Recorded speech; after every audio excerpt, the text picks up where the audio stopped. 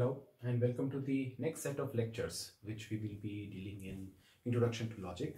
This will be concerning categorical propositions and categorical syllogisms. We plan to cover it in around 12 to 14 videos. Now, what are categorical propositions? The first thing which we should understand. Now, they are also types of propositions, so they are basically statements. Now, what they do, what are the types of categorical propositions? This we will be discussing in this lecture. In the next lecture, we will talk about distribution of terms in categorical propositions.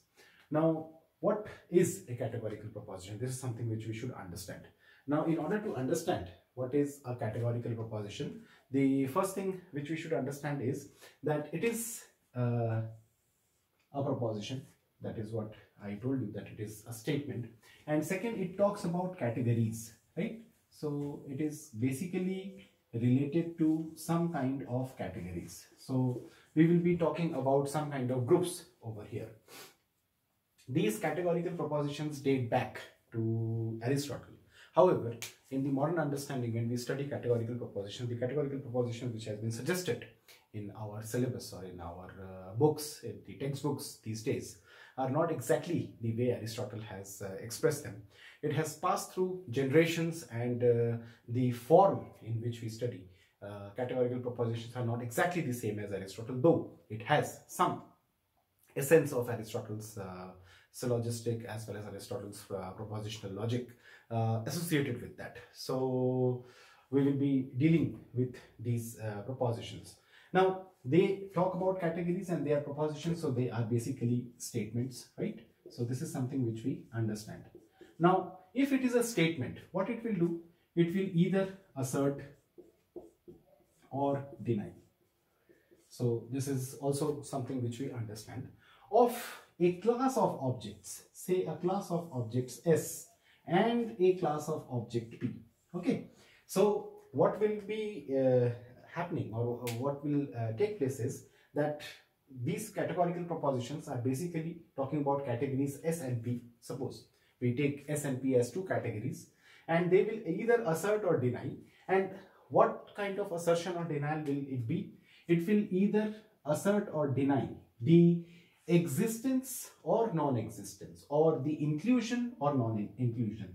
I will write these words: inclusion as well as exclusion of one class of objects in another.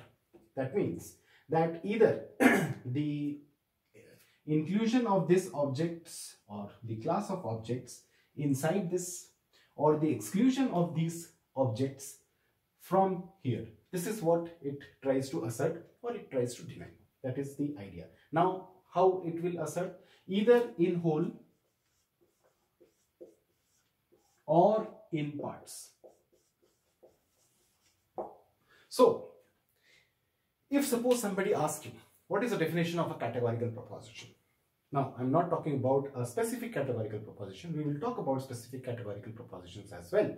Now, what is a categorical proposition? If a basic definition, a categorical proposition is a statement which asserts or denies the inclusion or exclusion of a class of objects, say denoted by S, in P, right? So the inclusion of the class of objects in or class of objects denoted by S in P, or the exclusion of class of objects from S to P, right? So that is the understanding.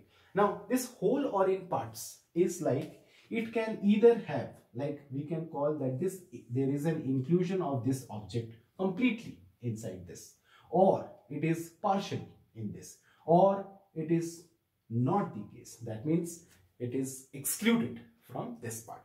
Now, initially the definition seems to be a little bit difficult, but once you will understand, or once you will see the examples of these categorical propositions, it will become very, very simple, right? But we need to know the basic definition of it, so whenever we are in doubt, we can always go to the basics, right? Categorical propositions, there are four types of categorical propositions. Okay, the first one is called as universal affirmative proposition. Okay, The next one is called as universal negative proposition. The third one is called as particular affirmative proposition, and the last one is called particular negative proposition. Now, what is a universal affirmative proposition? A universal affirmative proposition is a proposition of the type, if I give you the example of it, of the type all S is P. This is the type of universal affirmative proposition. If you see the universal negative proposition, it is of the type no S is P. Particular affirmative proposition, some S is not P. Some S is P, sorry, some S is P. And particular negative proposition will be some S is not P.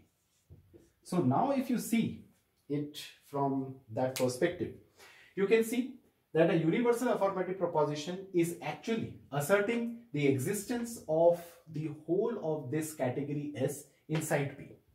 Whereas the universal negative proposition denies the existence or denies the inclusion. That means it talks about the exclusion of S from P, right? So that is the idea.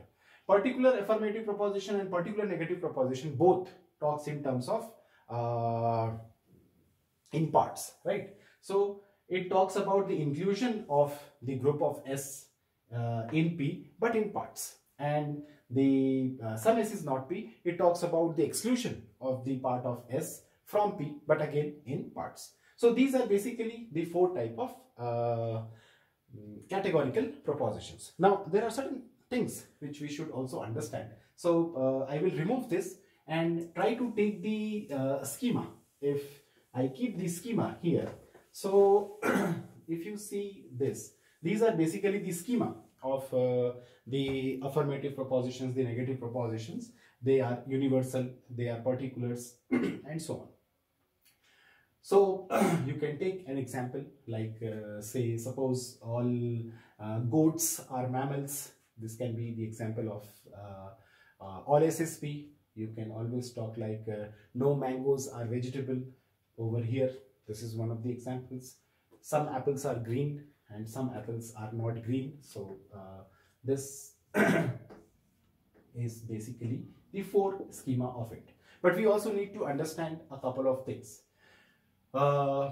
Categorical propositions are also classified in terms of quality and quantity. So what is meant by quality and what is meant by quantity?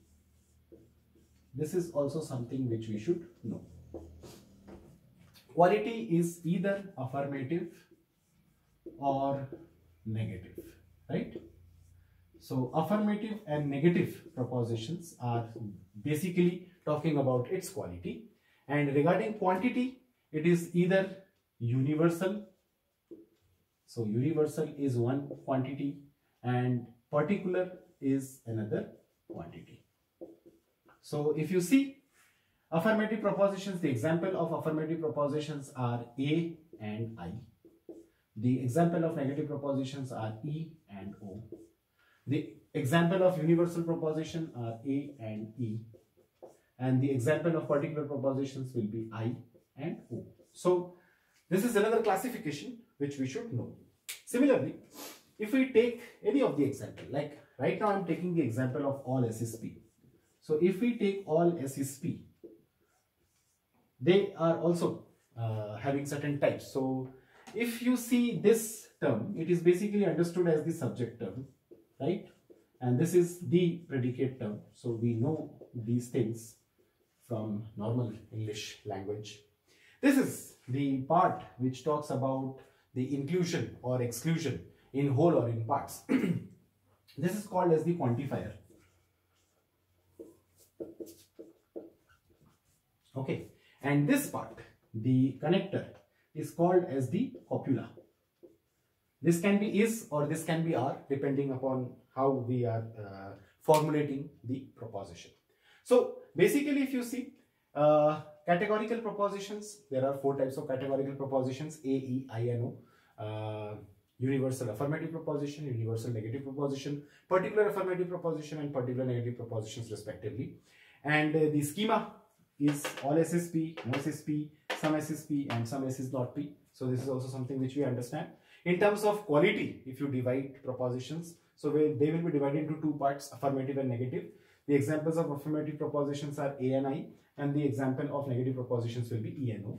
If you talk in terms of quantity, so they are divided or classified as universal and particular. So universal propositions are basically A and E propositions, and particular propositions are A and I propositions. So this is basically the way in which you need to understand the categorical propositions. So this was just the introductory lecture, so that you have a brief idea about what are categorical propositions and so on. In the next lecture, we will be discussing about distribution.